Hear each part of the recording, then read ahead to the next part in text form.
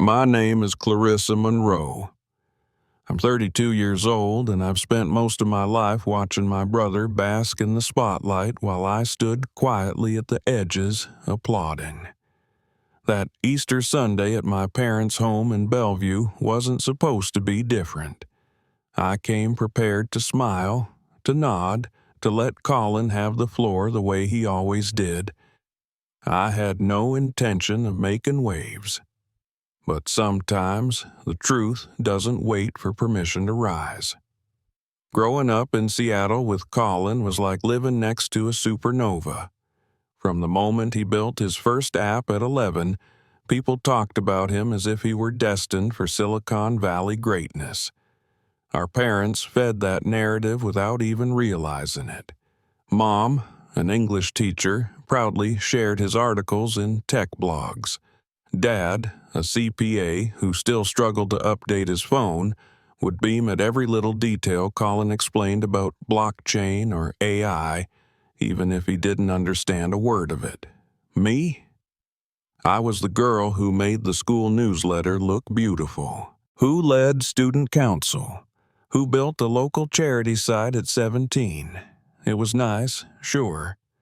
But in our house, nice wasn't brilliance. And brilliance wore Colin's hoodie. By college, the dynamic had hardened. Colin got into Stanford. I went to the University of Washington. He built his own app-based startup straight out of undergrad and raised seed funding before I even graduated. I took a job in marketing at a small tech firm called Northbite, and when I told him about it, he smiled like I'd said I was going to teach yoga on weekends. Marketing, he said, like it was a minor footnote. Well, not everyone needs to code, I guess. I didn't argue. I just worked. I worked until I understood not just the products, but the engineers behind them.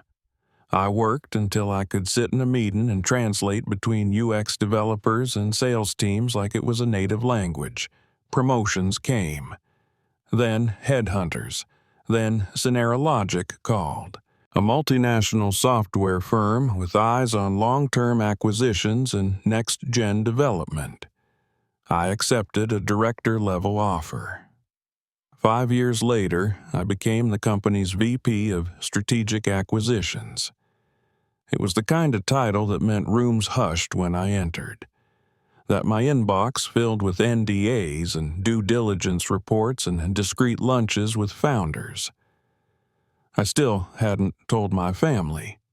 Not out of secrecy, but because after years of being overshadowed, there's a part of you that gets used to folding your wings. Let Colin talk about exit velocity and build fatigue and core stack resilience. Let me quietly oversee billion-dollar deals from the boardroom.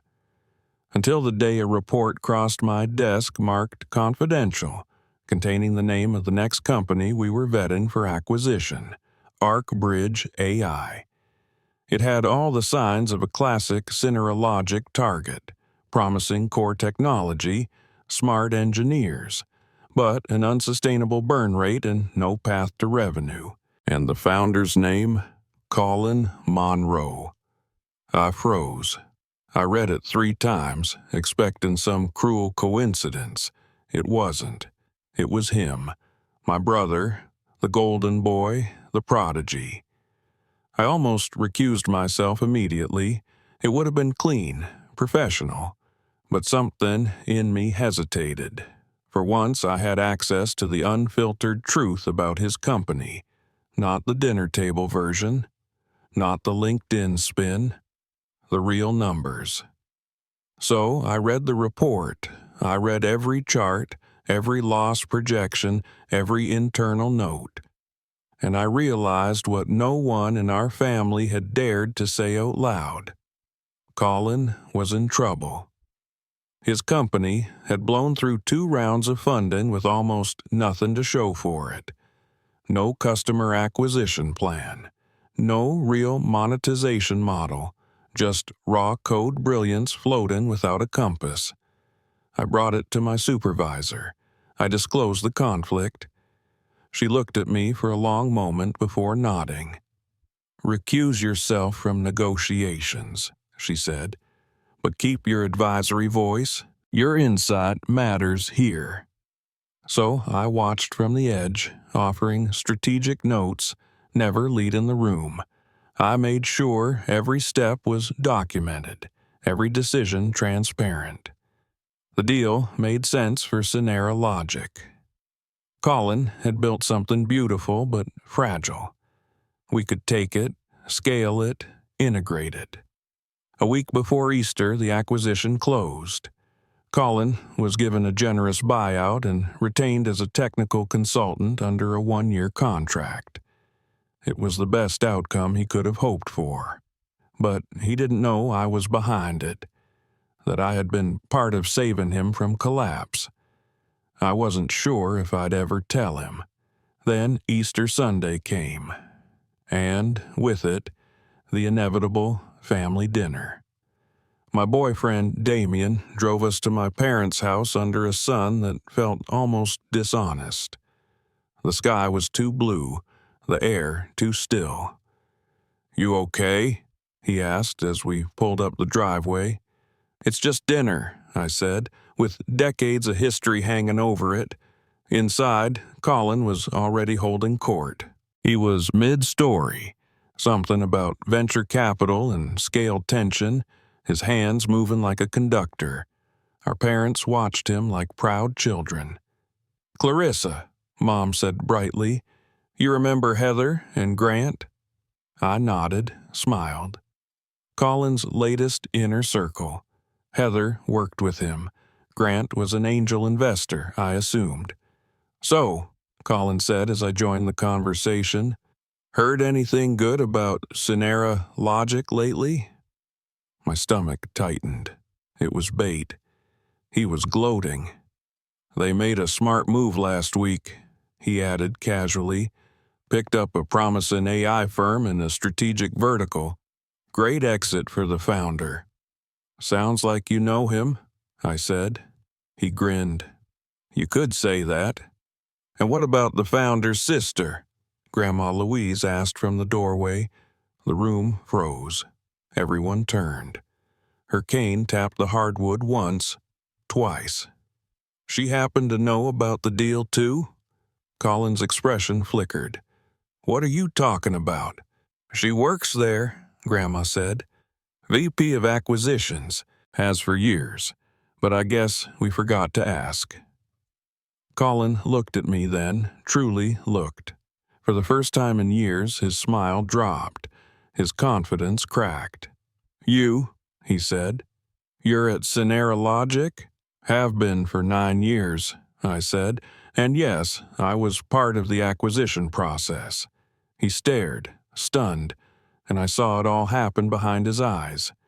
The recalculations, the disbelief, the humbling. "Why didn't you say anything?" he asked, his voice tight. "Because you never asked," I replied. And in that moment, the truth sat down at the table with us. Not angry, not triumphant, just finally heard. The silence stretched longer than it should have, thick with all the years we'd played roles written before we even understood the script. I watched as Colin blinked, trying to reconcile the woman in front of him with the girl he used to talk over. The sister he'd once dismissed with a pat on the head and a smirk. Dad was the first to break the silence, though his voice was hesitant. "Clarissa." "Vice President? Since when?" I kept my eyes on my brother. "Since 2 years ago." Then, softly, to the table. "I started in marketing, then product strategy, business development, then acquisitions. It wasn't overnight. It just wasn't newsworthy, I guess." Mom looked genuinely hurt, her voice barely above a whisper. "Honey, how did we not know?" "Because no one ever asked," I said gently, not as an accusation but a fact. because it was easier to talk about what Colin was doing, because for years I let that be the narrative. Across the table, Colin's shoulders dropped. He wasn't angry anymore. He just looked lost. "I didn't know," he murmured. "I really didn't know." I believed him, because believing otherwise would mean thinking he deliberately shut me out. The truth was simpler and sadder. He hadn't even thought to look. "You were building a company," I said, my voice softer now. "That's no small thing. Arc Bridge is brilliant, but your burn rate was unsustainable. You had no product market fit. You weren't going to make it through another quarter. Our acquisition wasn't personal.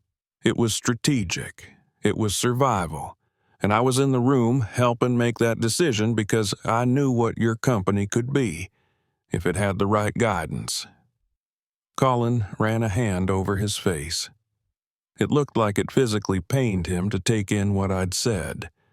Then, in a voice rough with something that sounded like both shame and awe, he said, "You saved me." "No," I replied, shaking my head. "I did my job. I fought to preserve your technology. I advocated for your team. I couldn't say anything, Colin. I recused myself from the table. But I was never rooting for you to fail." He exhaled sharply and laughed bitter, self-deprecating. "I've been walking into rooms with you for years thinking I was the only one who understood what it meant to be in tech. Turns out I've been the one missing the point." Across from us, Grandma Louise smiled faintly and sipped her tea, like she'd just watched two earthquakes finally meet at the fault line. "You were both right," she said. "You just spoke different dialects of brilliance." The conversation at the table slowly resumed, but now it flowed differently. Cousin Jenna leaned toward me, asking what a normal week looked like for someone in my position. Uncle Rob asked about the structure of an acquisition deal. Even Mom began asking if she could read some of the articles I'd written for Forbes Tech. Dad just stared for a moment, then muttered something about needing to brag more at the golf club, but I wasn't listening anymore. I was watching Colin. His expression had changed. No longer smug, no longer performative, just quiet, thinking, listening. We were siblings again, not opponents.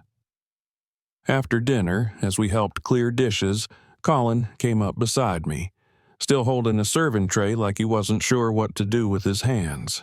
"I didn't mean to make you small," he said. I turned to him, startled by the directness of the statement. "I don't think you meant to. I think you just never saw me standing right there." "Well, I do now," he said. "And if you're willing, I could really use your help navigating all this. Scenario logic, the politics, the structure. I know the code, Claire, but the rest of it?" He shook his head. "It's like I've been playing checkers on a chessboard." I smiled, not out of victory, but out of relief. "I'll help you," I said. "Not because I have to, but because I want you to succeed, and because I think we could be stronger, not in competition, but in collaboration." He looked at me for a long moment and nodded. "You're not who I thought you were," he said. "You're better." Then, almost shyly, he added, "I'm proud of you." And for the first time in 32 years, I felt it wasn't a line. It wasn't a platitude. It was the truth. He saw me. Fully. Finally. We finished the dishes in a silence that didn't ache. And later, as Damien and I got in the car to head home, he looked at me with the smallest smile. "Well," he said, "that was the quietest mic drop I've ever seen." I laughed, let my head fall back against the seat. "It wasn't about winning." "No," he agreed, "but you did." not against my brother, not against my parents. I'd won something far more rare: visibility, respect, and the long overdue right to be the main character in my own story. 3 weeks had passed since that Easter dinner, and the emotional aftershocks had been both unexpected and surprisingly gentle. For the first time in years, Colin and I had started texting regularly, not about family logistics or vague birthday reminders, but about actual ideas, strategy, technology. I never thought I'd hear the words, "You were right," come from his mouth twice in one conversation. But here we were, swapping Slack messages about user onboarding funnels and machine learning ethics. At Synera Logic, the integration of ArcBridge's core tech had begun under Marcus's team, and Colin, true to his word, had opted to stay on. Not as the CEO he once was, but as a principal architect in our innovation branch. A big title, but with none of the empire building Colin used to obsess over, and yet he seemed lighter, more focused. At our Tuesday coffees in the Synera Logic Atrium Caf, we talked like co-conspirators, like two sides of the same vision. I saw the brilliance in him that had once made me feel small, but now I knew better. I wasn't the supporting act. I had my own spotlight. And the fact that he now respected my vantage point didn't feel like validation. It felt like overdue alignment. The rest of the family was still adjusting. At first, Mom called every other day, always opening with the same line: "I just can't believe it." Then she'd pivot to asking about mergers and quarterly projections like she was cramming for an MBA. Dad, for his part, had started following Synera Logic on LinkedIn, occasionally sending me articles titled things like "What Makes a Great Woman in Tech?" with captions like "Thought of you." It was clumsy, but it was effort. And it meant more than I was ready to admit. Damien, meanwhile, had been my quiet anchor through it all. At home, he never once said, "I told you so," though I caught him grinning into his wine glass more than once after I shared another anecdote about Colin actually asking for my input during an engineering debrief. He was, in his own way, proud of me long before the world noticed. One Wednesday afternoon, I was reviewing our latest round of acquisition candidates when Parker, my assistant, knocked gently and stepped in. "There's someone from PR downstairs," he said. "They want you to sign off on the final draft of the press release." I glanced at the clock. "Send it up." Moments later, I was holding the official release that would go live the next day. Synera Logic finalizes acquisition of ArcBridge Technologies, expanding AI capabilities across Enterprise Suite. I skimmed through it, checking for tone and clarity. It was diplomatic, professional, almost clinical in its neutrality. There was no mention of internal family dynamics, no trace of rivalry, just language about synergy, innovation, and future-forward integrations. I signed it without fanfare and handed it back. But as Parker turned to leave, I paused. "Actually, tell PR to prep a supplemental feature piece for our leadership blog. Not on the acquisition itself, on team integration. Focus on how former startup leaders transition into enterprise environments. Highlight collaboration, learning curves, growth." Parker nodded, catching the subtext immediately. "You want to humanize the change." "Exactly," I said. "We're not just buying code, we're building trust." Later that night, I couldn't sleep. The glow of the city seeped through our bedroom window, and I found myself scrolling through old photos on my phone. One caught me off guard. It was from 6 years ago at my cousin's wedding. Colin and I stood side by side in front of a photo booth backdrop. He had his arm slung over my shoulder, grinning like he'd just made a sarcastic joke. I was smiling too, but the curve of my lips didn't quite reach my eyes. Back then, I hadn't found my voice yet. Back then, I was still waiting for permission. I looked at that version of myself and whispered, "You made it." The next morning brought an email from Colin. Subject line, "Can I pick your brain?" The body was short to the point. "We're stuck on user engagement for one of the ArcBridge modules Marcus wants to repackage. Got time for a whiteboard session? I'll bring coffee." I stared at the message for a second too long, not because of the ask, but because of the subtext. Respect, collaboration, equity. I replied, "Whiteboard's free at 2. I'll bring snacks. We're better when we work together." And for the first time in our shared professional lives, I meant every word. That afternoon, as we stood side by side at the massive glass board in the innovation lab, arguing over interface friction and drop-off rates, I realized something had shifted forever. The balance had recalibrated. Not in my favor, but in our favor. There was a kind of poetry in the way we work now. He'd sketch a neural flow. I'd translate it into user logic. I'd outline a GTM strategy. He'd flag potential latency bottlenecks. There were no eye rolls, no interruptions, just iterative, respectful building. After the session, as we wiped down the markers and packed up our notes, Colin turned to me, thoughtful. "You ever think," he said, "that we could have done this a decade ago if we weren't so busy trying to prove who was smarter?" "Every day," I said, smiling. "But I think we needed to fall apart a little first." He nodded. "Sometimes I wonder how much more we could have built if we hadn't been stuck in sibling ego battles for years." "We're building now," I replied.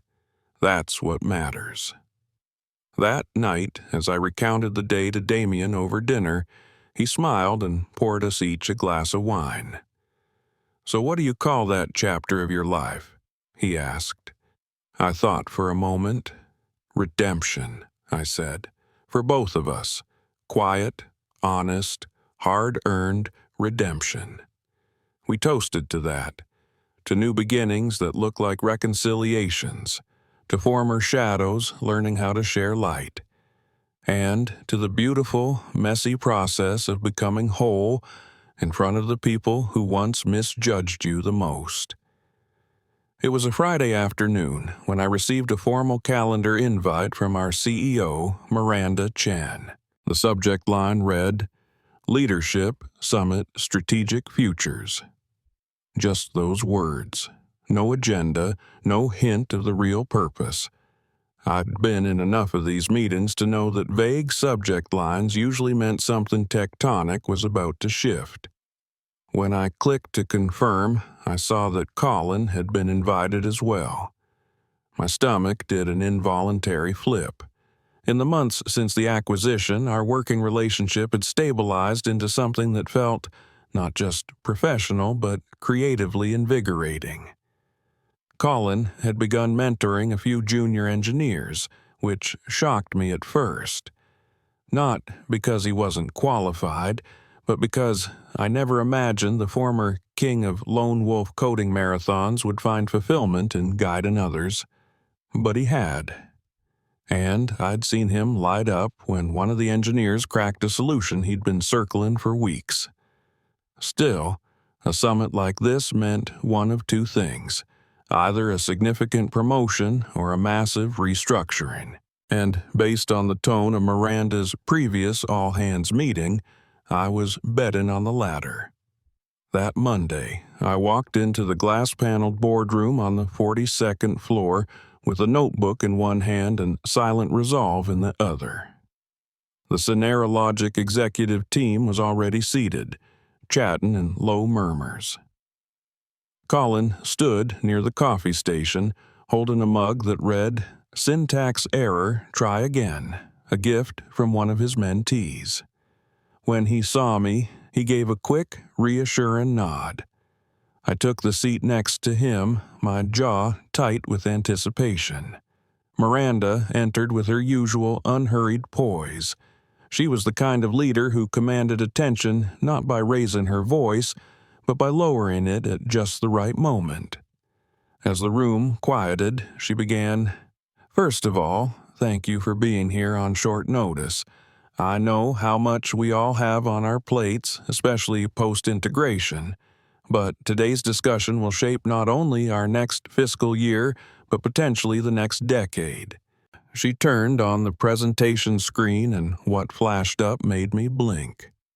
A new organizational chart, a simplified one, and in bold at the top, the words, Synera Logic Labs Autonomous Innovation Unit. She explained that the company was planning to launch a new internal division dedicated to high-risk, high-reward innovation. A semi-independent unit with the freedom to operate like a startup within the safety of a corporate structure. The kicker? They wanted Colin and me to co-lead it. I glanced at him, unsure if I was hallucinating. His eyes widened, then narrowed slightly, the gears in his brain already spinning. Miranda smiled. "We've seen how well the two of you complement each other. You bring strategic discipline, Brianna, and Colin brings deep technical imagination. Together, you've already stabilized and elevated ArcBridge's tech. We believe you can do more." For a moment, the room spun a little. It wasn't just about us working side by side anymore. This would mean co-authoring the vision, equal footing, no inherited titles, no family ghosts, just merit. You'd have a dedicated team, budgetary autonomy, and a direct reporting line to me, Miranda continued. But you'd need to build the culture, the rhythm, the fire from the ground up. After the meeting, Colin and I stood at the edge of the rooftop garden, the city humming beneath us. He stared out over the skyline, then turned to me with a strange expression. "Do you remember that summer we built the tree fort in Grandma's backyard?" I laughed despite myself. "The one with no roof and 3 different ladders?" "Exactly," he said. "We spent more time arguing about whether it should have a pulley system than actually finishing it. But when it was done, it was kind of amazing." "It collapsed within a week," I reminded him. He shrugged. "Still, it was ours, and it was the first thing we ever built together." I looked at him then, really looked at him, not as the older brother who used to mock my projects or the startup founder I once had to rescue, but as the builder he still was, just more human now. "This time," I said quietly, "we build it with better tools, and no ego." "Deal," he said, offering his hand. I took it. In the weeks that followed, the Synera Logic Labs began to take shape. We handpicked a lean, cross-functional team from within the company. Designers, engineers, behavioral scientists, a data ethicist, even a poet-in-residence that Colin argued for, and I surprisingly agreed with. Innovation wasn't about code alone. It was about perspective. There were hiccups, of course. Old habits resurfaced. Once, in a pitch meeting, Colin cut me off mid-sentence out of sheer excitement. The room fell silent. I stared at him. He blinked, realized, then turned to the team and said, "I'm sorry. Brianna, finish what you were saying." I jumped the gun. A small moment, but one that signaled we were rewriting the way we operated. Not just as siblings, but as partners. One Friday, after a particularly intense sprint week, our team gathered in the lab's lounge to decompress. Someone pulled out a deck of conversation cards and a question landed on me. What's one thing about your past that shaped your leadership style today? I hesitated, then answered, growing up in someone else's shadow taught me how to recognize people who aren't being seen. I lead by making sure everyone's light gets a chance to show. The room went quiet. Then Colin, seated across from me, added, being the one casting that shadow for too long taught me that the best leaders don't hog the sun. They plant trees. Everyone laughed softly, but I caught the way Parker, our product designer, nodded with a look of real respect. That night, after everyone had gone, Colin lingered. "You're good at this," he said, "at making space." I smiled. "You're getting good at recognizing when to step into it." "Think Grandma would be proud?" he asked. "She's probably somewhere with a martini, saying, 'Finally.'" We laughed again, the easy kind of laugh that comes when the hard part is finally behind you. But as I walked to the elevator that night, I knew the truth. The hard part wasn't behind us, it was just evolving. But for the first time, we were evolving with it, not as rivals, but as co-architects of something real, something ours. 3 months into our experiment at Logic Labs, we found ourselves invited to keynote a panel at the Pacific Northwest Tech Summit. It wasn't just any panel, it was titled Sibling Founders and Family and Innovation. And when I first saw the invite, I thought it was a mistake. Colin, however, forwarded it to me with a note that just read, "You in?" I stared at the message for a while, unsure if I was more surprised by the public recognition or by the fact that he wanted to share a stage with me at all. The event was held in Seattle, a fitting location given how close it was to the home where we'd started our journeys, albeit down very different roads. The conference center buzzed with energy as engineers, founders, investors, and researchers swirled together in a chaos that somehow felt organized. As we waited backstage, Colin adjusted the cuffs on his shirt with a nervous tick I hadn't seen since we were kids, about to perform our first science fair skit. "You okay?" I asked gently. He nodded, exhaled, then gave a sheepish smile. "Just trying not to sound like a jerk." I raised an eyebrow. "Growth looks good on you." He chuckled, and just then the moderator waved us forward. The spotlight hit harder than I expected. A few hundred faces looked up at us as we settled into our chairs, microphones clipped on, our names projected on a massive screen behind us. Brianna Hayes, Director, Logic Labs, Colin Hayes, Technical Fellow, Logic Labs. The moderator opened with an easy question about how we started working together. I let Colin answer first, curious to see what version of the story he'd offer. "Honestly," he said with a chuckle, "it started with a little denial. I didn't even know Brianna was the reason our company got acquired until Easter dinner. There were lemon meringue pies, family tension, and a moment of truth I'll never forget." Laughter rippled through the crowd, but I caught the sincerity behind his tone. "And for me," I added, "it started with exhaustion.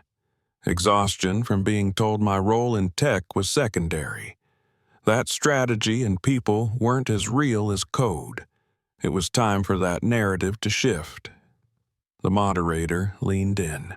"And how did you rebuild your relationship after that shift?" Colin looked at me, his voice softer than before. "By unlearning everything we thought we knew about each other. I stopped assuming I understood her work just because I understood code. I started listening, and once I did, I realized she had been building something all along, just in a language I never bothered to learn." My heart tightened. I took a breath and replied, "And I had to stop letting his ego define my silence. I'd been leading from the sidelines for too long." It turns out you don't always have to raise your voice to be heard. You just have to stop whispering.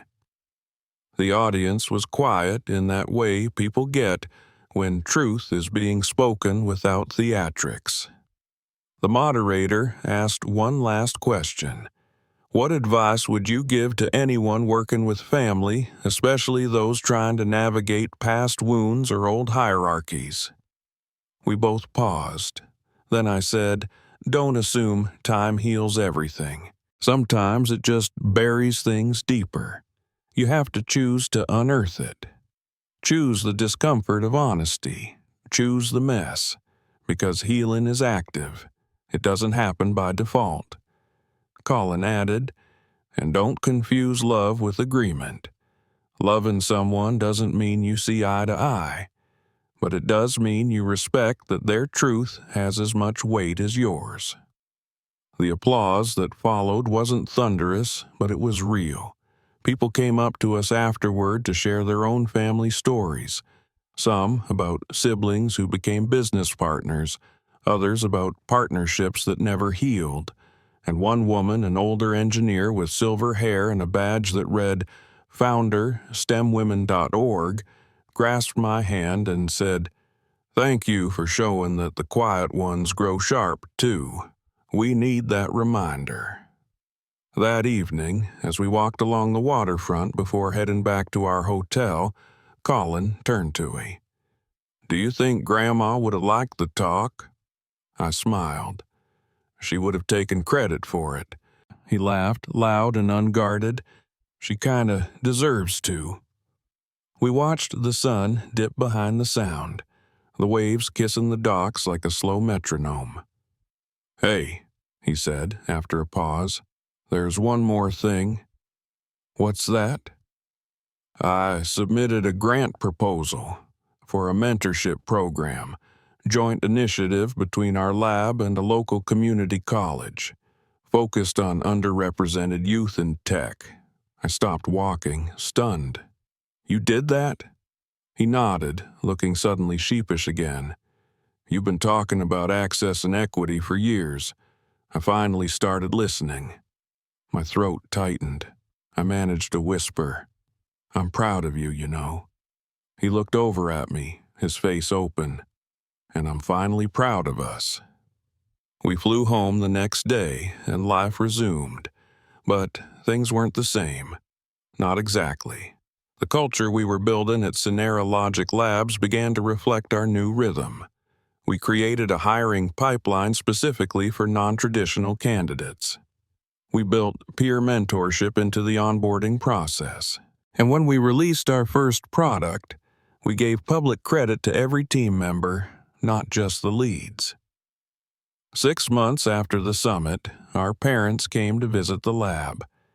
Dad had learned enough about tech to ask semi-informed questions, while Mom, ever the English teacher, focused on communication strategies and internal newsletters. But it was their reactions to the space we'd built that moved me most.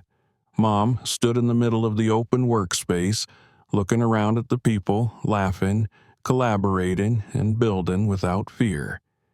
"It feels human," she said, "like people are allowed to be people here."